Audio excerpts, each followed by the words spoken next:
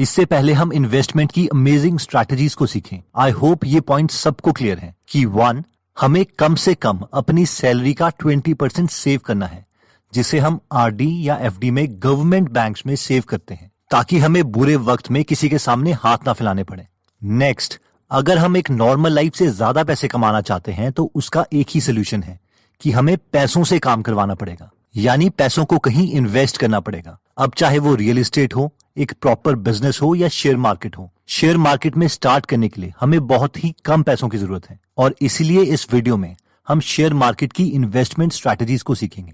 Share market इसीलिए भी अच्छा है क्योंकि अगर हमें ये स्किल आ जाती है तो हम किसी और के बिजनेस के टुकड़े को खरीद सकते हैं, उनके शेयर्स लेके। और एक बार जब हम शेयर्स खरीद लेते हैं उसके बाद उस बिजनेस में वो बिजनेसमैन काम करेगा। जस्ट इमेजिन, हम एक बार शेयर्स खरीदते हैं और उसके बाद वो हमारी पैसिव इनकम बन जाती है। अब ऑब्वियसली हर किसी के पास ये स्किल नहीं है, लेकिन आज की इस वीडियो में हम इसी स्किल से कुछ प्रिंसिपल सीखेंगे। तो आइए स्टार्ट करते हैं।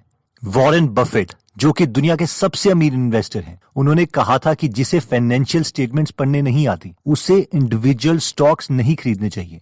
और ये एकदम सही है, और इसीलिए इस वीडियो में हम फाइनेंशियल स्टेटमेंट्स को पढ़ना सीखेंगे, और वो भी बहुत इंटरेस्टिंग वे में। देखिए, फाइनेंशियल स्टेटमेंट्स हमें तब समझ आएगी जब हम कंपनी के प्रोसेस को समझते हैं। तो आइए हम पहले कॉन्सेप्ट से स्टार्ट करते हैं, जो कि है bonds are safer than stocks. इस कॉन्सेप्ट को समझने के लिए हम आपके लिए कंपनी खोलते हैं, जिसका नाम हम रखेंगे कंपनी ए, जिसको आपने 7 लाख शेयर्स में तोड़ा है और हर शेयर की कीमत ₹1 रखी है। ये कंपनी आपने इसीलिए खोली है ताकि आप टी शर्ट्स के बेच सकें। अब आप जब इस बिजनेस की कैलकुलेशंस करते हैं तो आपको पता चलता है कि इस बिजनेस के लिए स्टार्टिंग में आपको 10 लाख रुपए चाहिए। अब क्योंकि आप समझदार हैं, इसलिए आप सोचते हैं कि इस बिजनेस में सारे पैसे मैं खुद के क्यों इन्वेस्ट करूं। आप कंपनी ए में सिर्फ 5 लाख रुपए इन्वेस्ट करते हैं और 5 लाख शेयर्स के ओनर बन जाते हैं। लेकिन बाकी के 5 लाख रुपए कहां से आएंगे? आप अपने 2 दोस्तों से बात करते हैं और वो दोनों दोस्त आपको पैसे देने के लिए राजी हो जाते हैं। आपका पहला फ्रेंड राम आपको 3 लाख रुपए देता है, जिसके बदले उसे आपकी कंपनी से 3 लाख का बॉन्ड सर्टिफिकेट चाहिए। अब आप बोलेंगे, ये बॉन्ड सर्टिफिकेट क्या है? बॉन्ड बेसिकली एक सर्टिफिकेट है जिसमें लिखा हुआ है कि आप अपने दोस्त को 3 लाख रुपए वापस करेंगे विद इंटरेस्ट, जस्ट एक लोन की तरह जो आपने बैंक के बजाय अपने दोस्त से लिया है। और इसके बाद आपका दूसरा दोस्त शाम भी आपको 2 लाख रुपए देने के लिए राजी हो जाता है, लेकिन इस 2 लाख रुपए के बदले उसे आपकी कंपनी में 2 लाख शेयर्स चाहिए ₹1 के हिसाब से, यानी आप उसे अपनी कंपनी में 2 लाख की इक्विटी देंगे। तो अब हम आपकी कंपनी ए की बैलेंस शीट बनाते हैं। तो एक कंपनी की बैलेंस शीट में बेसिकली 2 चीजें होती हैं, एसेट्स और लायबिलिटीज। अब इसमें एसेट्स और लायबिलिटीज की डेफिनेशन रिच डैड और पुअर डैड की बुक से थोड़ी डिफरेंट है। एसेट्स वो चीजें हैं जो कंपनी ओन करती है, जैसे कि कोई कैश, प्रॉपर्टी, कोई मैकेनिकल टूल जो कंपनी को चलाने के लिए चाहिए, एक्सेट्रा। जबकि लायबिलिटीज वो चीजें हैं जो कंपनी को किसी को देनी है, फॉर एग्जाम्पल बैंक लोन या बॉन्ड्स की फॉर्म में लिया हुआ लोन, या फिर इक्विटी से कलेक्ट हुआ पैसा जो कि शेयर होल्डर्स को वापस देना है। तो आपकी कंपनी ए की बैलेंस शीट कुछ इस तरीके से दिखाई देगी, जिसमें लेफ्ट साइड में आएगा एसेट्स और राइट साइड में आएगा लायबिलिटी। आपके पास एसेट्स हैं सिर्फ 10 लाख रुपए की टी शर्ट्स के, क्योंकि आपने अपना सारा पैसा इसी में इन्वेस्ट कर दिया। जो 5 लाख रुपए आपने खुद इन्वेस्ट करे थे, 3 लाख रुपए जो आपके फ्रेंड राम ने दिए थे और 2 लाख रुपए जो आपके फ्रेंड श्याम ने दिए थे। अब राइट साइड की लायबिलिटी में इसमें है 3 लाख रुपए के बॉन्ड्स जो आपको आपके फ्रेंड राम ने दिए थे। सेकंड लायबिलिटी है 2 लाख इक्विटी की, जिसमें 2 लाख शेयर्स हैं जो कि श्याम के हैं। और थर्ड लायबिलिटी जो कंपनी के ऊपर है वो है आपकी, जो कि है 5 लाख शेयर की, क्योंकि 5 लाख आपने भी कंपनी को दिए हैं। अब आपको लगेगा कि ये लायबिलिटी में मेरे शेयर्स की इक्विटी कैसे आ गई, मैं तो कंपनी का ओनर हूं। लेकिन लीगली लॉ की नजरों में कंपनी और आप अलग अलग हैं, और कंपनी के ऊपर आपको पैसे देने की लायबिलिटी है, क्योंकि कंपनी ने आपको 5 लाख रुपए देने हैं। 10 लाख रुपए के एसेट्स हैं और 10 लाख की लायबिलिटी है। अब सवाल आता है कि अगर आपका ये बिजनेस चला ही नहीं और वो फेल हो जाता है तो? अब क्योंकि आपके पास 10 लाख की टी शर्ट्स हैं तो आप मार्केट में जाते हैं उसे बेचने के लिए, लेकिन दुकानदार आपको सिर्फ 3 लाख रुपए देता है, क्योंकि उसकी नजरों में आपके 10 लाख की टी शर्ट्स की कीमत सिर्फ 3 लाख रुपए है। I am sorry for the loss, अब आपके लॉस के लिए सॉरी, बट मेन पॉइंट ये है कि ये जो 3 लाख रुपए आपके 10 लाख की टी शर्ट को बेच के मिले हैं वो किसको जाएंगे? आपको, आपके फ्रेंड राम को जिसने आपको 3 लाख रुपए दिए थे बॉन्ड्स के लिए, या आपके फ्रेंड श्याम को जिसने आपको 2 लाख रुपए दिए थे स्टॉक्स के लिए। अब आप सोचेंगे कंपनी तो मेरी है, कम से कम ये 3 लाख रुपए मैं तो रखूं, लेकिन ऐसा नहीं होगा। ये 3 लाख रुपए आपके फ्रेंड राम को जाएंगे। जिसके पास कंपनी के बॉन्ड्स हैं, यानी जब भी कंपनी बैंकरप्ट होती है तो उसके एसेट्स को बेच के सबसे पहले बॉन्ड्स ओनर को पैसा दिया जाता है, यानी bonds are safer than stocks. Next concept आता है लिक्विडिटी ऑफ एसेट्स। अब हम मान के चलेंगे कि आप एक बिजनेस ओनर नहीं हो बल्कि एक इन्वेस्टर हो, यानी कंपनी ए आपकी कंपनी नहीं है, लेकिन मार्केट में ये नई नई कंपनी आई है जिसके पास 10 लाख के एसेट्स हैं। वहीं पर एक और कंपनी आपको दिखती है, कंपनी बी, जिसके पास सिर्फ 8 लाख के एसेट्स हैं, और आपको एज एन इन्वेस्टर इन दोनों कंपनी में से एक में इन्वेस्ट करना है। तो आप अपने पैसे किस में इन्वेस्ट करोगे, कंपनी ए में या कंपनी बी में? हम में से कई लोग सोचेंगे कि कंपनी ए में 10 लाख के एसेट्स हैं, लेकिन कंपनी बी में कम एसेट्स हैं, तो कंपनी ए एक ज्यादा राइट चॉइस है। लेकिन इस केस में ये गलत है। अब आप पूछेंगे क्यों? क्योंकि अगर हम कंपनी बी की बैलेंस शीट को ध्यान से देखें तो इसमें जो 8 लाख के एसेट्स हैं वो गोल्ड है, यानी सोना है, जिसका मतलब है कि कंपनी बी के पास जो एसेट्स हैं उनकी लिक्विडिटी ज्यादा है एज कम्पेयर टू कंपनी ए। यानी अगर कल को कंपनी बी बैंकरप्ट होती है तो इसके एसेट्स बहुत जल्दी बिक जाएंगे।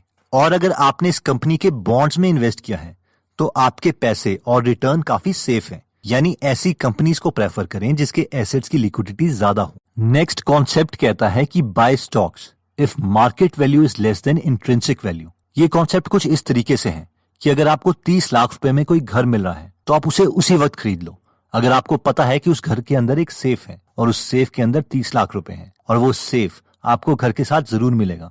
अब आप बोलोगे सर कंपनीज के साथ ऐसा थोड़ी ना होता है, तो इसे हम एक और एग्जांपल लेके समझ लेते हैं। मान लीजिए एक और कंपनी है, कंपनी सी, जिसमें 10 लाख के गोल्ड एसेट्स हैं और इस कंपनी ने कोई लोन नहीं लिया, ना ही बैंक से ना ही बॉन्ड्स की फॉर्म में पब्लिक से, और इसके सारे 10 लाख रुपए 10 लाख शेयर्स 1 रुपए के हिसाब से बिक चुके हैं। अब अगर हम इस कंपनी की बुक वैल्यू की बात करें, यानी जो अकाउंटेंट्स ने बैलेंस शीट में लिखी है, वो 10 लाख रुपए, जो कि इस केस में इंट्रिंसिक वैल्यू भी है, यानी इस पूरे बिजनेस की कीमत कम से कम 10 लाख रुपए है। आई होप आप सब मुझसे इस बात में अग्री करेंगे, क्योंकि ये एसेट्स गोल्ड हैं, तो हमें इस कंपनी की वैल्यू को इवेल्युएट करने में कोई डिफिकल्टी नहीं होनी चाहिए। अब इस कंपनी की मार्केट वैल्यू चेंज होती रहेगी। कभी आप न्यूज चैनल में देखेंगे कि कंपनी का एक शेयर 2 रुपए का बिक रहा है, कभी 2.5 रुपए का बिक रहा है, और इन दोनों केस में हमें इस कंपनी के शेयर्स नहीं खरीदने हैं, क्योंकि अगर शेयर 2 रुपए का है तो इस कंपनी की उस समय मार्केट वैल्यू 2 रुपए इंटू 10 लाख शेयर यानी 20 लाख रुपए है। और अगर मार्केट में एक शेयर 3 रुपए का बिक रहा है तो इस कंपनी की वैल्यू 3 रुपए into 10 lakh share equal to 30 lakh रुपए है। लेकिन जिस वक्त मार्केट में एक शेयर 90 पैसे का मिल रहा होगा, यानी 1 रुपए से कम का मिल रहा होगा, तो उस समय इस पूरी कंपनी की कीमत 90 पैसे इंटू 10 लाख शेयर यानी 9 लाख हो जाएगी। यानी इस समय हमें मार्केट ये कंपनी इसकी असली वैल्यू से सस्ते में मिल रही है और इस समय हमें ये कंपनी खरीद लेनी चाहिए। अब हो सकता है कि हमारे पास 9 लाख रुपए ना हो इस पूरी कंपनी को खरीदने के लिए, लेकिन अपनी पॉकेट के अकॉर्डिंग हम इसके मैक्सिमम शेयर्स खरीद सकते हैं, क्योंकि हमें पता है कि हमारा प्रिंसिपल सेफ है। इसे Warren Buffett margin of safety भी बोलते हैं, यानी कंपनी को हमेशा उसकी रियल वैल्यू से सस्ते में खरीदो और अपने प्रिंसिपल को रिस्क में मत डालो, क्योंकि अगर एक बार प्रिंसिपल चला गया तो कंपाउंडिंग का जादू कभी काम नहीं करेगा। अब आप बोलेंगे सर ये एग्जांपल्स तो आप खुद बना के बोल रहे हैं, ऐसी अपॉर्चुनिटी मार्केट में थोड़ी ना मिलती है। लेकिन ऐसी अपॉर्चुनिटीज हर वक्त मार्केट में मिलती रहती हैं, लेकिन हमें हर वक्त कंपनीज के फाइनेंशियल स्टेटमेंट्स को एनालाइज करते रहना पड़ेगा और उसकी ट्रू वैल्यू हमें पता होनी चाहिए। फॉर एग्जाम्पल 2001 में एनर्जी कंपनी के स्टॉक सस्ते हो गए थे, सबको लगा मार्केट में डिप्रेशन है। उस समय एक ड्रिलिंग कंपनी थी जिसका नाम था पैटरसन यूटीआई एनर्जी, जिसका शेयर का प्राइस उसकी टोटल इक्विपमेंट की मार्केट वैल्यू से भी सस्ता मिल रहा था। इस समय इस कंपनी के पास 350 इक्विपमेंट्स थे जिसकी मार्केट वैल्यू $2.8 बिलियन थी, जबकि शेयर प्राइस के अकॉर्डिंग अगर आपको इस कंपनी के सारे शेयर्स खरीदने पड़े तो वो $1 बिलियन के हिसाब से मिल रहे थे, यानी इसकी मार्केट वैल्यू इंट्रिंसिक वैल्यू से कम थी। अगर ये कंपनी पूरे तरीके से फेल भी हो जाती तो भी इन्वेस्टर्स का पैसा नहीं डूबता, और ऐसा ही हुआ।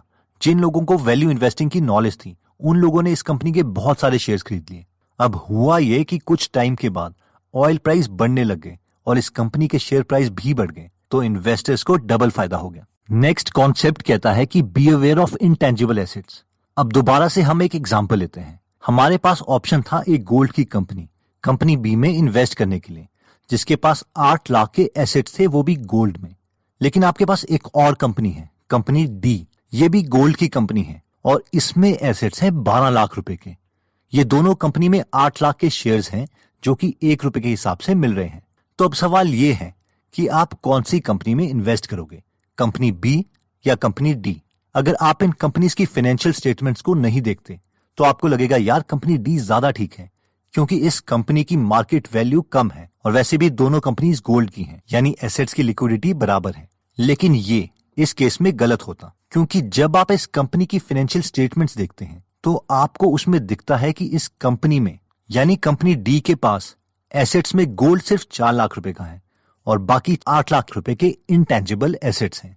अब आपको समझ नहीं आता कि ये इंटेंजिबल एसेट्स कौन से हैं, इसलिए आप कंपनी डी में कॉल करते हो तो वो आपको बताते हैं कि कंपनी डी ने जो रिसेंटली अमिताभ बच्चन के साथ ऐड की थी इस कंपनी को प्रमोट करने के लिए, तो उसमें 8 लाख रुपए लग गए थे और यही कंपनी का एसेट है जो कि उन्होंने अपनी फाइनेंशियल स्टेटमेंट में एसेट्स के कॉलम में लिखा है। अगर आप कंपनी डी को एनालाइज करो तो आपको भी पता है कि ये ऐड की वीडियो कोई रियल एसेट नहीं है और बैंक्रप्सी के केस में इसे बेचा नहीं जा सकता, इसलिए कंपनी डी की वैल्यू सिर्फ 4 लाख रुपए है। यानी एक शेयर की वैल्यू 4 लाख रुपए डिवाइडेड बाय 8 लाख रुपए 50 पैसे है। मार्केट में ये चाहे जितने का भी बिक रहा हो और जिस दिन इसके हर एक शेयर की कीमत 50 पैसे से कम हो जाएगी हम इस कंपनी के शेयर्स उसी वक्त खरीदेंगे। तो दोस्तों इस वीडियो में हमने देखा था कि हमें कंपनी के शेयर्स तभी खरीदने चाहिए जब हम उसकी फाइनेंशियल स्टेटमेंट्स पढ़ना जानते हो, वरना म्यूचुअल फंड्स या बाकी चीजों में ही इन्वेस्ट करें। वैसे फाइनेंशियल स्टेटमेंट में 3 स्टेटमेंट्स होती हैं, इनकम स्टेटमेंट, बैलेंस शीट और कैश फ्लो स्टेटमेंट। इस वीडियो में हमने बैलेंस शीट के बहुत ही बेसिक प्रिंसिपल्स को टच किया है। ये 4 कॉन्सेप्ट्स थे। 1, bonds are safer than the shares, यानी बैंक्रप्सी के केस में पहले पैसे बॉन्ड्स होल्डर को मिलेंगे। सेकंड कॉन्सेप्ट में हमने देखा था कि कंपनी के एसेट्स में ये देख लें कि उनकी लिक्विडिटी ज्यादा है, यानी बैंक्रप्सी के केस में ये ना हो कि कंपनी के एसेट्स कोई खरीदे ही ना। थर्ड हमने देखा था कि शेयर्स हमें तभी खरीदने चाहिए जब मार्केट में शेयर्स का प्राइस उसकी इंट्रिंसिक वैल्यू से कम है, जिसे वॉरेन बफेट वैल्यू इन्वेस्टिंग बोलते हैं। और फोर्थ पॉइंट हमने देखा था इंटेंजिबल एसेट्स का, यानी कई बार कंपनी अपनी ज्यादा वैल्यू दिखाने के लिए इंटेंजिबल एसेट्स को एसेट कॉलम में दिखा देती है, इसीलिए हमें फाइनेंशियल स्टेटमेंट को पूरा पढ़ना जरूरी है। अब नेक्स्ट सवाल आता है कि हम फाइनेंशियल स्टेटमेंट्स को पढ़ना कैसे सीखें, इसमें और अच्छे कैसे हों। तो इन माय जेन्युइन ओपिनियन ये आपको कोई यूट्यूब वीडियो नहीं सिखा सकती। इसके लिए आपको मैं 4 बुक सजेस्ट कर सकता हूँ। पहली बुक है security analysis by Benjamin Graham. Second book है intelligent investor by Benjamin Graham. Third है the essays of Warren Buffett by Lawrence Cunningham. और फोर्थ है the interpretation of financial statement by Benjamin Graham. तो अगर आपको बिल्कुल भी अकाउंटिंग नहीं आती तो पहले the interpretation of financial statements bye Benjamin Graham से स्टार्ट करें, जिसके बाद ही आपको सिक्योरिटी एनालिसिस बुक समझ आएगी। आपने देखा होगा कि इन 4 में से 3 बुक्स बेंजामिन ग्राहम ने लिखी हैं, जो कि वॉरेन बफेट के गुरु थे। अब अफसोस की बात यह है कि वॉरेन बफेट ने कोई बुक नहीं लिखी, लेकिन वो हमेशा अपनी वेबसाइट में एसेज और लेटर्स लिखते हैं अपने शेयर होल्डर्स के लिए, जिसे कंपाइल किया गया है the essays of Warren Buffett में। दोस्तों अगर आप सीरियस हैं इन्वेस्टिंग में तो आपको ये बुक्स जरूर खरीदनी चाहिए। ये एक डिक्शनरी की तरह है जिसकी जरूरत आपको बार बार पड़ेगी। तो इन बुक्स का लिंक मैं डिस्क्रिप्शन में दे दूंगा। नेक्स्ट सवाल आता है कि हम किस प्लेटफॉर्म को यूज करें शेयर्स खरीदने के लिए। इसमें तो बहुत पेपर वर्क रिक्वायर्ड होगा, या कोई ऐसा तरीका है जिसमें पेपर वर्क बहुत कम हो। तो जो मैं मेथड आपको बताने वाला हूं उसमें सिर्फ पैन कार्ड ही रिक्वायर्ड है और हम स्टॉक मार्केट की दुनिया में अगले 15 मिनट में एंटर कर सकते हैं। इस प्लेटफॉर्म का नाम शायद आपने ऑलरेडी सुना होगा, जो कि है अपस्टॉक्स। अब सवाल आता है कि अपस्टॉक्स है क्या और इसमें हम क्या क्या कर सकते हैं। फर्स्ट, इसमें हमारा फ्री डीमैट अकाउंट बन जाएगा, जिससे हम कम से कम 600 रुपए बचा सकते हैं। सेकंड, इसमें 28,000 रुपए के और भी बेनिफिट्स हैं, जिसकी डिटेल्स मैं डिस्क्रिप्शन में दे दूंगा। फोर्थ, ये ऐप के प्ले स्टोर में 1 बिलियन से ज्यादा डाउनलोड्स हैं और रिव्यूज भी अच्छे हैं, यानी लोग इससे सेटिस्फाइड हैं। और फाइनली, इसमें हम म्यूचुअल फंड्स भी खरीद सकते हैं। तो अपस्टॉक का लिंक और उसकी पूरी डिटेल्स मैंने डिस्क्रिप्शन में दे दी है, जिससे आप ये ऐप डाउनलोड कर सकते हैं। अब कई लोगों को लगता है कि अपस्टॉक्स कहीं फ्रॉड तो नहीं है, हम अपने पैसे इन्हें क्यों दें। तो पैसे इनके पास नहीं जाते हैं, अपस्टॉक वाले सिर्फ एक ब्रोकर हैं, क्योंकि बिना ब्रोकर के हम शेयर्स नहीं खरीद सकते और हम अपने शेयर्स अपने अकाउंट में देख सकते हैं कि एक्चुअल में हमें उस कंपनी के शेयर्स मिले भी हैं या नहीं। और अपस्टॉक्स सेबी यानी security and exchange board of India से रेगुलेटेड है। दोस्तों अगर आप द इंटेलिजेंट इन्वेस्टर की बुक समरी पढ़ना चाहते हैं या फिर 100 से ज्यादा बिजनेस या बाकी इन्वेस्टिंग की बाकी बुक्स पढ़ना चाहते हैं तो आप गीगल ऐप डाउनलोड कर सकते हैं, जहां पर आप ट्रैवलिंग के टाइम में या अपने फ्री टाइम में हिंदी में बुक समरी सुन सकते हैं। तो अगर आप इस ऐप में इंटरेस्टेड हैं तो इसका लिंक भी मैंने डिस्क्रिप्शन में दे दिया है।